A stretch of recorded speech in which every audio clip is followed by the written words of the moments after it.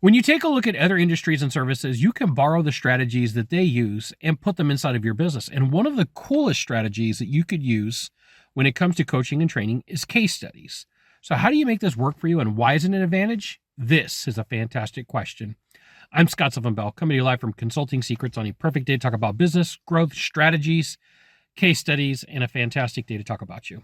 If you've ever sat down with a marketing agency or even somebody trying to sell you something, one of the concepts that they bring up is, we have done this really cool thing before, and we want to talk to you about it. We want to share this with you, and this is a case study. So this fact happened, this problem happened, and then here was our solution.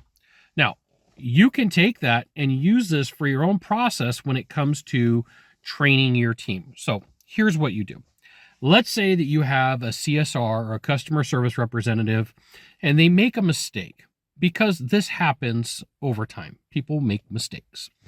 And so you make some notes about it, and you say CSR was on the phone. Here are the facts about the story. Here was the mistake. And then here's the flip, and here's the turn for you. Here was the solution.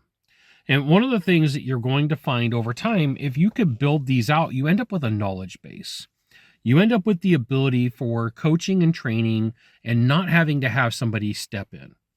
With the use of AI, one of the things that you could do is you can take this knowledge base, if you have it, and put it into something like Chat, Perplexity, Gemini, Manus, whatever tool that you want to use, and help you build standard operating procedures.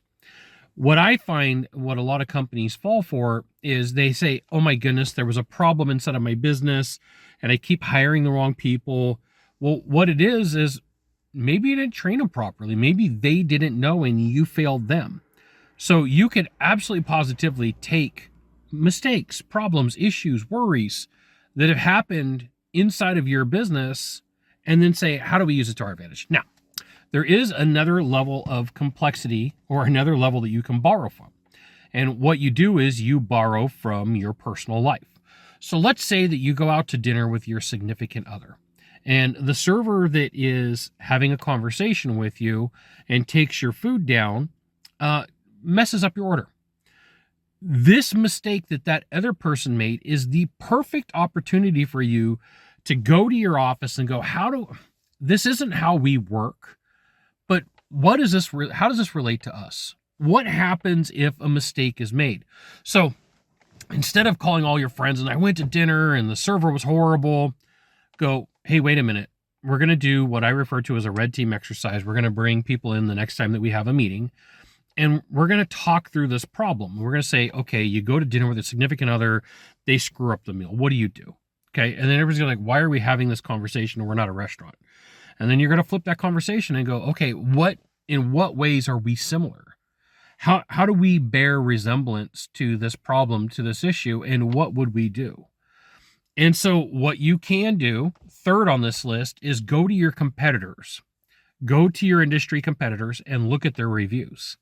And look for people who are very specific about a complaint or a common problem or a common issue that keeps coming up. And then what you do is you go to your team and you give them a red team exercise and say, listen, here are the parameters of the story. Client was contacted, client was promised, client received, ... How do we fulfill on that? And you are literally group sourcing problems, issues, concerns that have happened in your business, and you're not having to now we got to wait. No, at least, and when I was a corporate sales trainer, we did this at least once a month. At least once a month, you should have the opportunity to say, okay, here is the opportunity for a mistake. Billy, how do you fix it? Charlie, how do you fix it? Delilah, how do you fix it? Eugene, what do you do? Francis, how do you fix this? And so if you just give somebody here's an SOP book, that's good. But to take people through real life scenarios or scenarios that have happened to other people, it gives your team an advantage over everybody else. You should absolutely be taking notes on problems in your business, around your business, and outside of your business, and coming up with examples and saying, what do we do and how do we make it all better? You got one of three things to do from here. So one of three, find the subscribe button, click on it, and every time I send out a video, you'll get an update. 2, hit follow. 3, You know what you got to do. Share this video with a friend. We'll see you soon. Thanks for watching.